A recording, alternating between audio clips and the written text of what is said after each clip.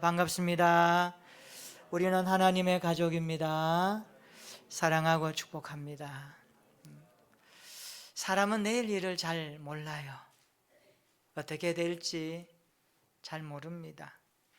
어느 정도 예측은 할 수 있지만 단언할 수 없고 정확하게 모르는 것이 우리의 한계입니다. 그래서 사람을 성경은 함부로 판단하거나 비판하지 말라 그랬습니다. 미국의 한 농장 주인이 자기 딸이 농장에서 일하는 머슴과 사귀는 것을 알았습니다. 저희 농장 주인은 자기 딸이 머슴과 사귀는 것이 탐탁지 않았습니다. 그래서 쫓아내고 말았습니다. 그리고 35년이 지난 어느 세월에 그 주인이 그 농장의 창고를 정리하는 중에 이상한 것 하나를 발견합니다. 35년 전에 여기서 일했던 그 머슴의 이름이 기록된 여러 가지 물건들을 살폈습니다. 그 머슴의 이름이 이렇게 적혀 있습니다. 미국의 20대 대통령인 제임스 에이브럼 가필드였습니다. 그는 대통령이 될 사윗감을 내쫓고 말았던 것입니다. 참 놀라운 것은 먼지 같은 인생일지라도 보잘것없는 인생일지라도 하나님의 은혜가 임하면 머슴도 대통령이 될 수 있습니다. 괴테는 이런 말을 했습니다. 먼지도 태양빛을 받으면 빛을 발한다. 먼지 같은 인생, 죄 많은 우리 인생일지라도 하나님의 은혜의 빛을 받으면, 구원이 임하면, 하나님의 놀라우신 손이 그와 함께 하면 인생은 찬란한 미래로 꽃피워가고 놀랍게 쓰임받게 될 줄로 믿습니다. 오늘 또 이 하나님의 은혜가 우리의 예배 가운데 임하기를 축복합니다. 주님을 만나는 예배가 되기를 축원합니다. 요한계시록의 주인공은 예수 그리스도이십니다. 사도 요한은 주의 날에 성령의 이끌림을 받아 예수 그리스도를 환상으로 봅니다. 그것을 기록한 책이 요한계시록입니다. 1장 19절 한번 볼까요? 한번 띄워주세요. 굉장히 중요한 구절입니다. 요한계시록은 1장 19절을 구조로 해서 펼쳐지고 있는 내용입니다. 한번 읽어볼까요? 시작. 그러므로 내가 본 것과 지금 있는 일과 장차 될 일을 기록하라. 아멘. 내가 본 것은 1장에서 본 주인공 예수 그리스도를 가리킵니다. 그리고 지금 있는 일은 2장과 3장에서 예수님이 7 교회에 하시는 말씀입니다. 그리고 4장부터 22장까지는 장차 있을 일, 바로 세상과 교회에 대한 말씀입니다. 이것을 사도 요한이 기록한 성경이 요한계시록입니다. 여러분, 요한계시록을 읽어보면 상징이 많이 나옵니다. 이 상징을 어떻게 해석할까 많은 학자들이 고민합니다. 그러나 중요한 것은 이 상징의 말씀이 그 문맥이나 단어와 연결 가운데서 찾아서 우리는 해석할 때 가장 바람직한 해석이라는 것을 확인할 수 있습니다. 1장에는 주인공 예수님이 등장하죠. 2장과 3장에는 7 교회 하시는 예수님의 말씀입니다. 제가 교회 부임하면서 이 7 교회에 대한 이야기를 설교했습니다. 칭찬받은 교회도 있고 책망받은 교회도 있습니다. 중요한 것은 예수님은 교회를 칭찬하고 교회를 책망할 때에 어디에 기준을 두고 있었는가 중요합니다. 그것은 사람의 수도 아닙니다. 건물도 아닙니다. 어떤 힘도 아닙니다. 그것은 교회의 본질을 가지고 있는가, 교회의 내용이 예수 그리스도께서 꿈꾸고 원하는 그 그림을 지탱하고 있고 그 그림을 가지고 있느냐에 따라서 예수님이 책망하시기도 하고 그리고 칭찬하시기도 하셨습니다. 그래서 교회의 본질, 교회의 내용은 굉장히 중요한 것입니다. 4장과 5장에 보면 하늘의 보좌가 나옵니다. 하늘 보좌에서 온 우주를 다스리시는 주님의 영광스러움을 요한은 환상으로 보았습니다. 그리고 6장부터 시작해서 7인과 7나팔과 7대접재앙이 막 나타납니다. 이거 읽어보면 굉장히 두렵고 무서운 그런 느낌과 감성과 이미지를 우리에게 동반합니다. 그러나 중요한 것은 7인은 인을 떼심으로 말미암아 하나님의 놀라우신 심판과 약속이 시작됨을 의미하고, 나팔을 부는 것은 경고하면서 우리에게 각성케 하는 메시지를 담아내고 있다는 것에 주의할 필요가 있습니다. 그리고 이 대접재앙을 쏟아붓는다는 것은 하나님의 진노의 심판이 엄청나게 강하다는 것을 표현하면서 그 가운데서도 주의 백성들을 향한 약속을 행하시는 하나님의 말씀에 귀를 기울여야 합니다. 그리고 나서 12장부터 16장까지는 그 사이에 바로 영적인 전쟁이 나옵니다. 오늘 그리스도인들이 세상에 살아가면서 당하는 여러 가지 환난과 고난과 고통, 믿음 지키는 것 때문에 받는 모든 것들은 영적 전쟁입니다. 우리가 계획했든지 계획하지 않았든지 신앙생활은 주님 앞에 갈 때까지 영적 전쟁을 하는 것입니다. 그리고 17장과 18장에 가면 큰 바벨론, 음녀, 이것을 심판하시는 바벨론의 멸망이 나옵니다. 그리고 19장에는 교회가 최후로 승리하죠. 하나님의 교회는 승리합니다. 그래서 어린 양의 혼인잔치가 나옵니다. 얼마나 영광스러운 이야기인지 모릅니다. 그리고 20장에는 천년왕국이 나오죠. 그리고 백보자 심판을 통하여서 하나님께서 그 책에 행한 대로 심판하시는 이 내용과 함께 21장과 22장에 가면 새하늘과 새 땅이 우리 앞에 펼쳐집니다. 우리는 이제 신앙생활을 마무리하고 이 땅에서의 수고와 모든 것들을 마무리하고 이 새하늘과 새 땅에 들어갈 것입니다. 성도는 날마다 이 새하늘과 새 땅, 하나님의 나라 천국을 소망하며 살아야 합니다. 코로나19가 어렵더라도, 우리의 삶이 녹록지 않더라도 주님의 나라 천국을 소망하면서 하루하루 살아가는 저와 여러분들이 되시기를 축원합니다. 이 땅에서도 하나님의 나라 천국을 소망하는 믿음 있기를 축복합니다. 요한계시록 21장과 22장에 보면 천국에 없는 것이 7가지가 나와요. 뭐가 없냐 하면 첫째는요, 하늘과 땅과 바다가 없습니다. 놀랍잖아요. 하늘과 땅과 바다가 다시 있지 않더라라고 말씀합니다. 그리고 고통과 사망이 없습니다. 우리를 그렇게 힘들게 하고 모든 사람이 죽음 앞에 두려워하는데 천국에는 고통과 사망이 없어요. 그리고 성전이 없습니다. 그리고 네 번째, 해와 달이 필요 없고요, 밤이 필요 없습니다. 죄악이 필요 없고 저주가 없는 그곳입니다. 우리는 이것을 가리켜서 완성된 천국이요, 임마누엘의 완성이라고 그렇게 표현합니다. 하나님이 우리와 함께 하심에 완벽한 그곳이 바로 천국입니다. 여러분, 신구약 성경을 쭉 살펴보면 모든 것이 예수 그리스도를 중심으로 구속사적으로 펼쳐지고 있습니다. 그래서 신구약 성경 전체의 주제가 뭡니까? 하나님의 나라입니다.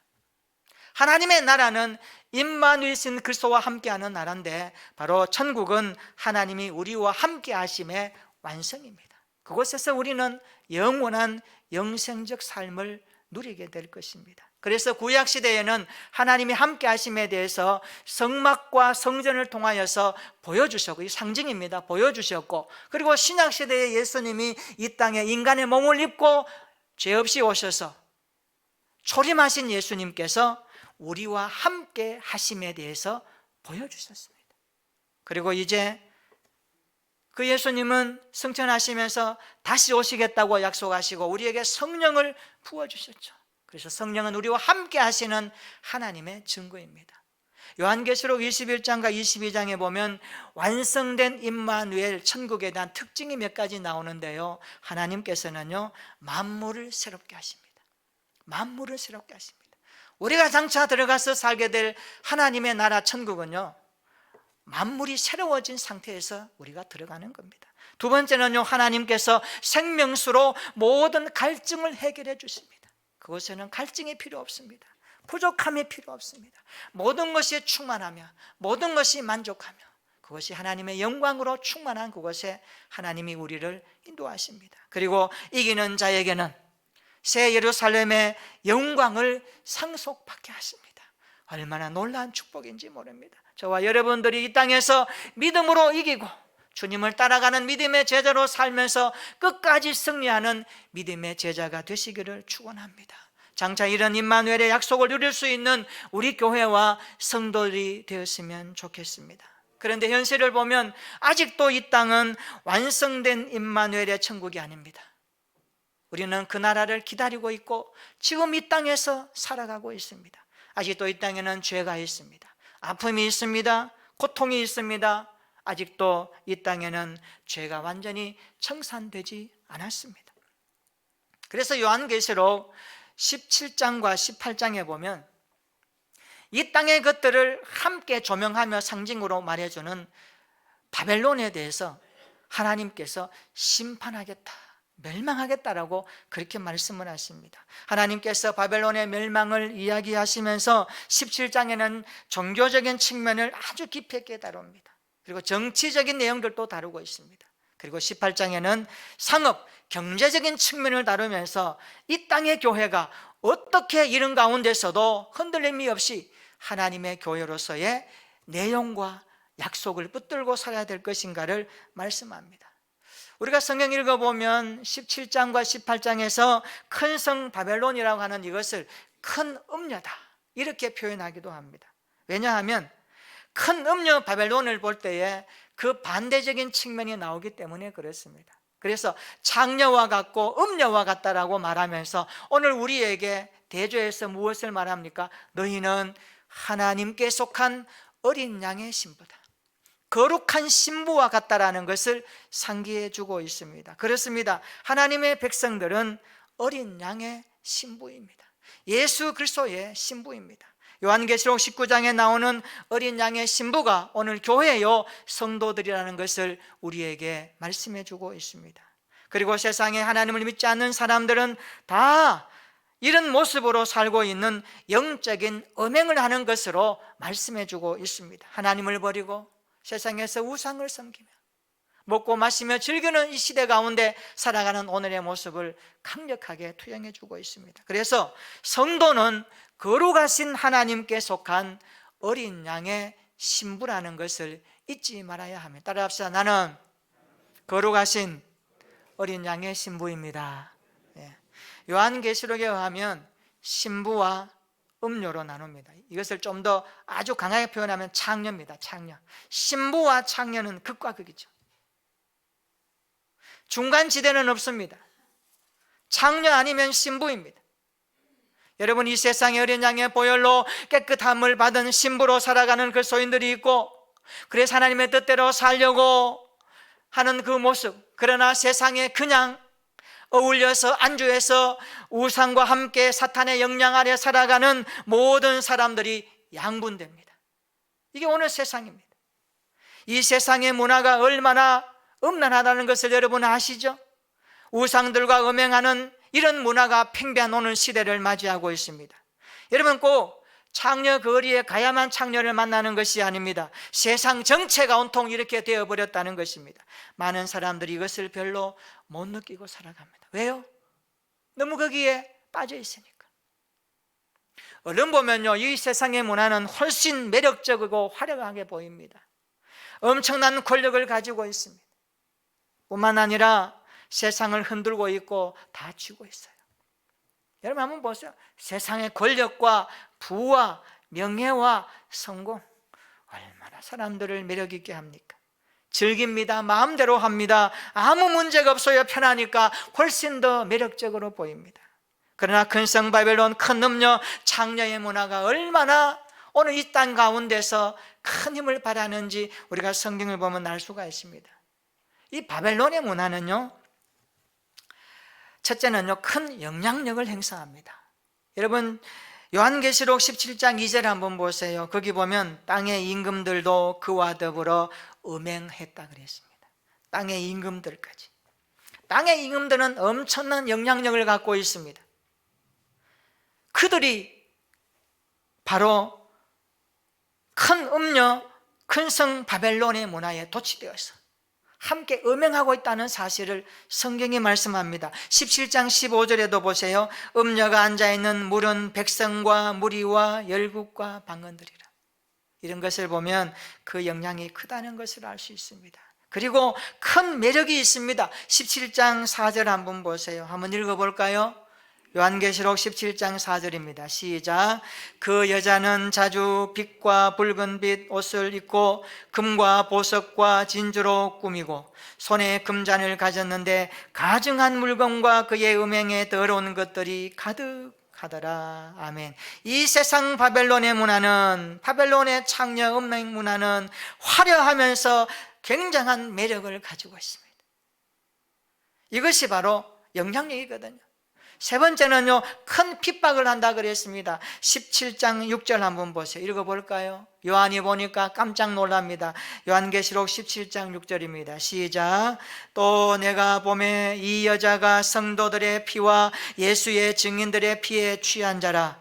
내가 그 여자를 보고 놀랍게 여기고 크게 놀랍게 여기니. 아멘. 이 음녀가 하나님의 백성들을 어떻게 합니까? 죽이기까지 합니다. 여기 보세요. 성도들의 피와 예수의 증인들의 피에 취했다. 피에 취했다는 건 뭡니까? 피를 먹고 마셨다는 거예요. 그리스도의 복음을 위해 살아가는 무수한 그리스도인들을 향하여서 핍박하고 짓밟고 억누르고 그들이 당하는 고난의 피에 그들이 젖어 사는 거예요. 이 모습을 여기서 보고 있습니다. 그래서 이런 핍박을 보고 요한이 놀랍게 여겼다. 크게 놀랐다. 환상 가운데 보는 거예요. 그런데 하나님은 큰 음녀 바벨론의 창녀 문화를 반드시 심판하시겠다고 말씀합니다. 그래서 17장과 18장에는 큰 성 바벨론이 망하는 모습이 나옵니다. 오늘 본문 18장 2절이 이렇게 시작하죠. 한번 읽어볼까요? 18장 2절 시작. 힘찬 음성으로 외쳐 이르되 무너졌도다 무너졌도다 큰 성 바벨론이여 귀신의 처소와 각종 더러운 영이 모이는 곳과 각종 더럽고 가증한 새들이 모이는 곳이 되었도다. 아멘. 18장 1절에 요한이 보니까 다른 천사가 하늘에서 내려오는 것을 보았어요. 큰 권세를 가졌습니다. 그리고 그의 영광으로 땅이 환하여지더니 힘찬 음성으로 말합니다. 무너졌도다 무너졌도다 큰 성 바벨론이여. 큰 성 바벨론이여 무너졌도다. 18장을 보면 이 바벨론의 멸망에 대한 확실함을 말하면서 갑작스럽게 무너진다고 말씀합니다. 여러분 18장 8절 한번 보세요. 뭐라고 합니까? 하루 동안에 그 재앙들이 이르렀다. 하루 동안에 갑자기 많은 거죠. 10절에 보세요. 큰 성 견고한 성 바벨론이여 한 시간에 내 심판이 이르렀다 하리로다. 한 시간에 단숨에 멸망하는 겁니다. 17절도 보세요. 그러한 부가 한 시간에 망하였도다. 18장 19절도 말씀합니다. 화이또다 화이또다 이 큰 성이여 바벨론을 말하죠. 한 시간에 망하였도다. 망하였도다. 그렇게 잘 나가고 그렇게 멋있고 매력적이던 바벨론이 망하는 거예요. 그래서 18장 20절에 보면 하나님께서 성도들과 사도들과 선지자들을 위하여 바벨론을 심판하십니다. 놀랍지 않나요? 이 땅에 사도 요한을 통하여서 주의 날에 밤모섬에 유배되었는데 아무것도 보이지 않고 깜깜한 그곳에 유배되었다는 것은 인생 끝난다는 거예요. 죽어서 나와야 돼. 그것에 뭘 것이 있겠습니까? 그가 주의 날의 환상 가운데 성령의 이끌림을 받아 환상 중에 주님을 봅니다. 그리고 본 것을 지금 있는 일을 장차 될 일을 기록한 책입니다. 그는 하나님으로부터 놀라운 하나님의 환상을 보죠. 그러면서 이렇게 심판하는 하나님이 누구를 위해서 심판하시는가? 당신의 백성들을 위하여, 선지자들과 사도들을 위하여 바벨론을 심판하겠다라고 18장 20절에 말씀하죠. 우리가 큰 음녀 바벨론이 망하는 것을 보면서 우리가 이 땅에서 어떻게 살아야 될까? 오늘 좀 더 뭔가 생각이 들어오지 않나요? 그래서 오늘 주님은 이렇게 우리에게 말씀합니다. 오늘 설교의 핵심입니다. 우리 18장 4절 한번 읽어볼까요? 다 같이 시작. 또 내가 들으니 하늘로부터 다른 음성이 나서 이르되 내 백성아 거기서 나와 그의 죄에 참여하지 말고 그가 받을 재앙들을 받지 말라. 아멘. 바벨론의 죄에 참여하지 말고 그 재앙들을 받지 말라라고 명령합니다. 따라서 합시다. 내 백성아 거기서 나오라. 여러분 오해하지 말고 들으시기 바랍니다. 내 백성아 거기서 나오라 라는 이 말씀이 세상과 등지고 살아라는 말이 아닙니다. 세상과 은둔적으로 살라는 말이 아닙니다. 저는 이 말씀을 곰곰이 생각하면서 오늘 본문의 내용이 뭘까 곱씹어보면 세 가지의 의미를 담아냅니다. 내 백성아 거기서 나오라. 이 말씀이 주는 의미가 뭘까요? 첫 번째, 따라서 합시다. 너의 마음이 둔해지지 말고 항상 깨어 있으라. 너의 마음이 세상 가운데서도 둔해지지 말고 항상 깨어 있으라는 말씀을 촉구하고 있습니다. 여러분, 신부가 신부답지 않게 살고 온갖 종류의 더러운 영향력을 받아 산다면 어떻게 될까요? 겉으로는 깨끗한 모습인 것 같지만 속은 지옥이에요. 이게 성도의 영성이거든요. 신부가 결혼식장에 웨딩드레스를 입고 들어가는데 온갖 종류의 더러운 것들이 묻어서 그 결혼 예식장에 들어간다라면 얼마나 창피합니까? 얼마나 추합니까? 얼마나 볼품이 꼴사납습니까? 그렇게 살아가는 성도들이 되지 말라는 말씀입니다. 그래서 하나님의 백성은 어린 양을 따라가는 신부라는 것을 추워도 잊지 말고 살아야 하는 것입니다. 내가 누구인가? 나의 정체성입니다. 나는 어린 양의 신부입니다. 예수 그리스도를 따라가는 신부입니다. 그분의 핏값으로 구원받은 하나님의 백성입니다. 왕같은 제사장들입니다. 하나님 나라 시민권을 가진 천국의 백성입니다. 비록 이 땅 가운데 죄가 있을지라도 죄와 타협하지 말고 주의 백성 그리스도인으로 거룩한 신부의 모습으로 내 백성아 거기서 나오라. 너의 마음이 세상에 동화되어서 세상에 빠져서 굳어지지 말고 항상 깨어있는 거룩한 신부로 살아가라. 그렇게 말씀하고 있는 것입니다. 여러분의 마음이, 여러분의 영적인 감각이 무뎌지지 않기를 주님의 이름으로 축원합니다.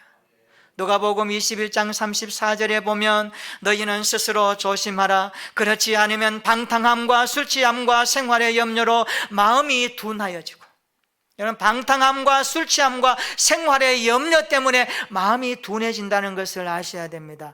그러면 뜻밖의 그날이 덕과 같이 너희에게 임하리라. 굉장히 무서운 말씀 아닙니까? 마음에 둔해지지 않기를 바랍니다. 마음이 둔해지지 말고 영적으로 깨어있기를 주님의 이름으로 축원합니다. 누가복음 21장 36절입니다. 그러므로 너희는 장차 올 이 모든 일을 피하고 인자 앞에 서도록, 따라서 합시다. 항상 기도하며 깨어 있으라. 거룩한 신부답게 마음이 둔해지지 않고 항상 기도하며 깨어있는 믿음의 백성 되기를 축원합니다. 내 백성아 거기서 나오라라는 이 말씀은 두 번째로 하나님의 뜻대로 살려고 몸부림치라는 메시지를 담고 있습니다. 하나님의 뜻대로 살아야 한다. 너희들은 거룩한 신부다. 세상에 속한 자들이 아니다. 세상의 바벨론과 음녀와 창녀 문화와 함께 멸망하는 자가 아니다. 너는 그곳에 살아갈지라도 하나님의 백성으로 하나님의 뜻을 품고 거룩하게 살려고 날마다 몸부림쳐야 한다라는 메시지를 담아냅니다. 저는 우리 교회 모든 성도들이 거룩한 신부답게 깨끗하게 살려고 몸부림치는 사람들이 되었으면 좋겠습니다. 거룩한 신부는 주님의 뜻대로 살려고 분투하는 사람입니다. 고군분투하는 사람입니다. 어린 양의 보혈로 깨끗함을 받은 성도는 그 보혈의 능력으로 살아가기 위해서 날마다 주님을 의지해야 합니다.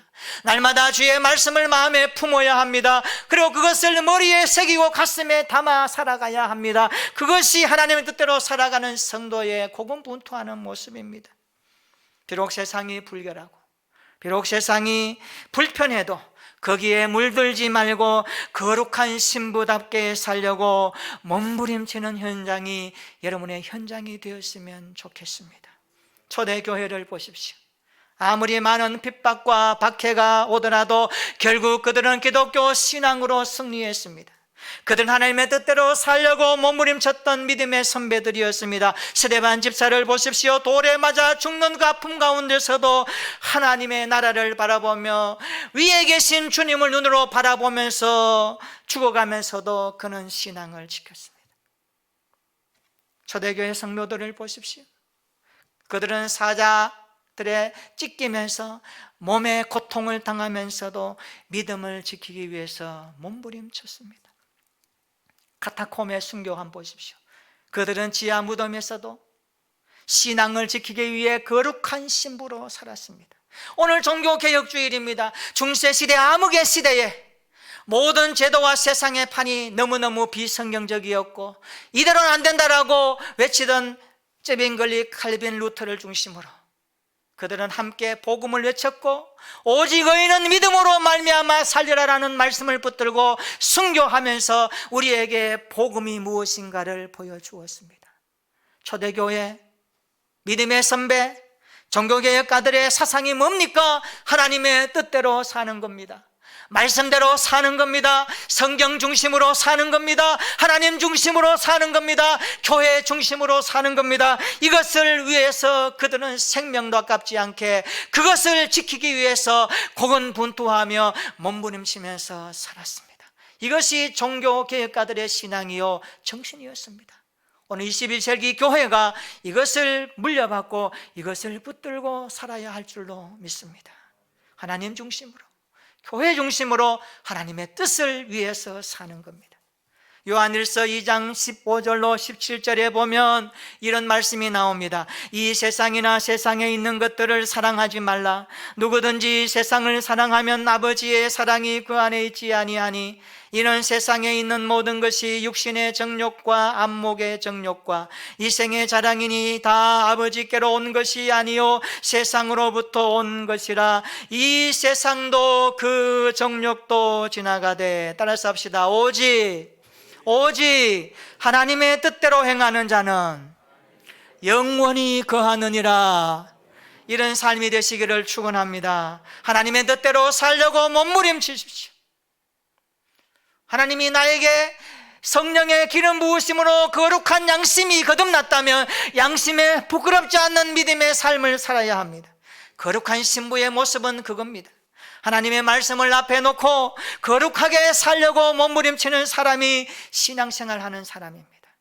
우리 모두 이런 모습으로 이 어려워가는 시대에, 어둠이 암흑이 관여하는 시대에 하나님의 뜻을 품고 거룩하게 살아가는 신부의 모습으로 몸부림치며 이 땅 가운데서도 믿음의 백성으로 살아내는 승리가 있기를 주의 이름으로 축원합니다. 내 백성아 거기서 나오라. 이 말씀은 세 번째로 너희가 세상을 본받지 말고 세상에서도 본이 되게 살아라라는 말씀입니다. 거룩한 신부 문화와 바벨론의 음녀 문화가 만나는 곳이 세상이거든요. 오늘 여러분들이 예배를 드리고 세상에 나가면 세상은 우리 앞에 탄탄대로가 아닙니다. 얼마나 가시가 많은지 모릅니다. 불편함이 많은지 모릅니다. 보는 것마다, 느끼는 것마다, 관계하는 것마다 얼마나 죄의 가시가 우리를 찌르는지 모릅니다. 이것이 세상입니다. 그러나 성도는 세상을 본받지 말아야 합니다. 로마서 12장 2절에 이렇게 말씀하죠. 너희는 이 세대를 본받지 말고 오직 마음을 새롭게 함으로 변화를 받아 하나님의 선하시고 기뻐하시고 온전하신 뜻이 무엇인지 분별하도록 하라. 여러분이 무엇을 본받고 싶습니까? 누구를 따라가고 싶습니까? 우리 인생의 본이 되시는 예수 그리스도를 따라가는 믿음의 신부가 되기를 축원합니다. 우리 인생의 영원토록 본받아야 될 완벽한 주님, 전능하신 주님, 그 주님을 따라가는 삶이 되기를 축복합니다. 그분이 하신 말씀을 본으로 삼고 표대로 삼고 기준으로 삼고 정도로 삼고 거기에 우리 인생을 걸고 우리의 삶을 거기에 집중하여 살아가는 사람이 세상 가운데서도 본이 되는 사람 아닐까요? 저는 이 시대에 이런 모습의 그리스도인들이 점점점 많아졌으면 좋겠습니다.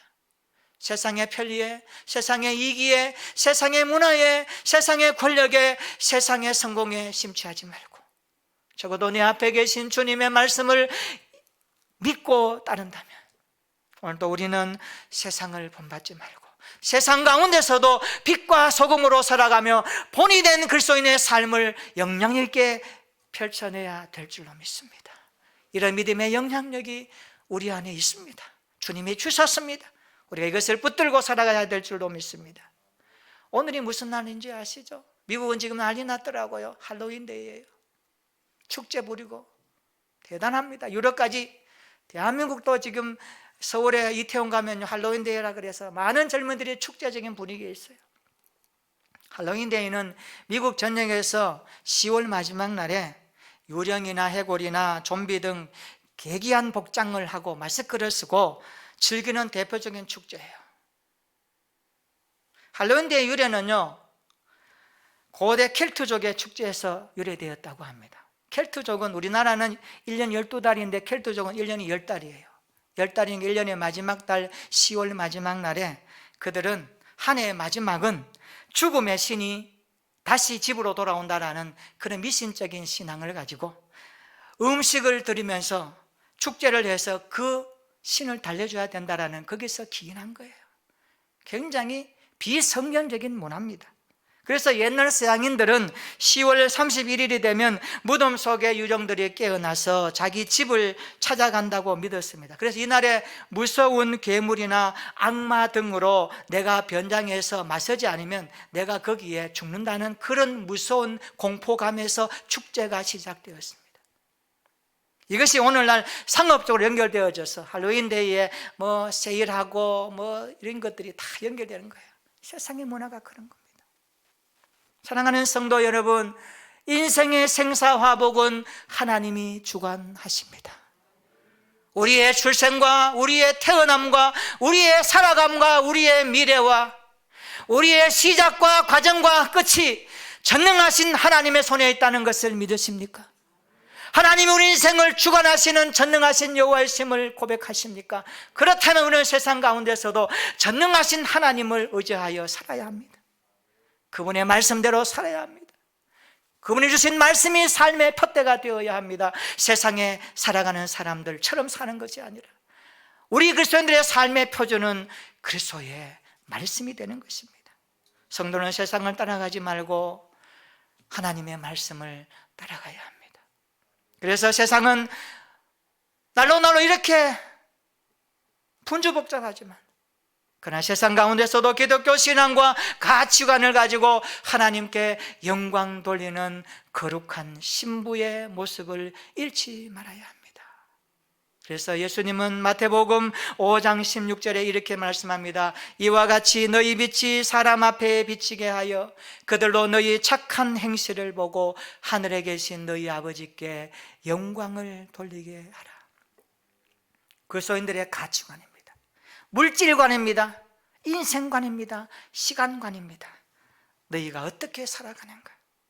세상이 살아가는 대로, 물결이 흐르는 대로 따라가는 자가 아니라 인간의 생사 화복을 주관하시는 주님의 말씀을 붙들고 세상 가운데서도 거룩한 가치관을 가지고 거룩한 인생관을 가지고 우리의 삶의 모습 하나하나가 절도 있게, 분별력 있게 하나님의 백성됨의 의미를 담아내며 하나님께 영광 돌리는 너희의 행실이 되라, 너희의 착한 행실이 되라, 그렇게 말씀하고 있습니다. 우리 모두 세상을 본받지 말고 본이 되는 삶이 되시기를 축원합니다. 세상에서 여러분의 착한 행실이 본이 되기를 축원합니다. 빛과 소금으로 살면서 하나님께 영광을 돌리는 예수님의 제자들이 되기를 축원합니다. 저는 요즘에 이런 기도를 성도들을 위해서 합니다. 하나님, 우리 교회 성도들이 이 세상에서도 본이 되게 해 주옵소서. 어떤 환경 가운데서도 하나님을 잘 섬기는 본이 되게 하여 주옵소서. 하나님이 주신 복에 대해서 감사하게 하여 주옵소서. 안 좋은 환경에서도 하나님을 잘 섬기게 하옵소서. 어려운 환경 속에서도 하나님을 잘 섬기는 믿음의 본이 되게 하여 주시옵소서. 하나님 없이는 하루도 살 수 없다는 것을 고백하고 체험할 수 있는 믿음을 주시옵소서. 그리하여 날마다 임마누엘 주님과 동행하는 성도들이 되게 하여 주시옵소서. 이런 모습으로 살아갔으면 좋겠습니다. 그렇습니다. 거룩한 신부 문화와 바벨론의 음녀 문화가 부딪히는 곳이 세상입니다. 우리는 바벨론의 죄에 참여하지 말고 거기서 나와 거룩한 백성답게 살아야 합니다. 내 백성아 거기서 나오라. 우리의 마음이 둔해지지 말고 항상 깨어 기도하십시다. 하나님의 뜻대로 살려고 몸부림치며 살아가십시다. 세상을 본받지 말고 본이 되는 그리스도인으로 살아가십시다. 그리하여 날마다 거룩한 신부의 모습으로 주님을 따라가는 우리 교회 모든 성도들이 되시기를 예수님의 이름으로 축원합니다. 아멘. 우리 한번 기도하십시다. 이 세상의 문화가 빠르게 나타납니다. 거룩한 신부 문화와 바벨론의 음녀 문화가 이 세상에 공존합니다. 성도는 거룩하신 하나님께 속한 어린 양의 신부입니다. 너희는 바벨론의 죄에 참여하지 말고 내 백성아 거기서 나오라고 말씀합니다. 이렇게 기도합시다. 하나님, 내 마음이 둔해지지 않고 영적으로 깨있게 하여 주옵소서. 항상 기도하며 깨어있는 신부가 되게 하여 주옵소서. 날마다 하나님의 뜻대로 살려고 몸부림치게 하옵소서. 말씀을 앞에 놓고 거룩하게 살려고 분투하는 신앙생활이 되게 하여 주옵소서. 세상을 본받지 말고 본이 되게 하옵소서. 기독교 신앙과 가치관으로 하나님을 잘 섬기는 예수님의 제자로 살아가게 하옵소서. 그리하여 날마다 거룩한 신부의 모습으로 주님을 따라가는 우리 교회 성도들이 되게 하여 주옵소서. 이번 한 주간을 주님의 손에 의탁하면서 우리 다 같이 기도하겠습니다.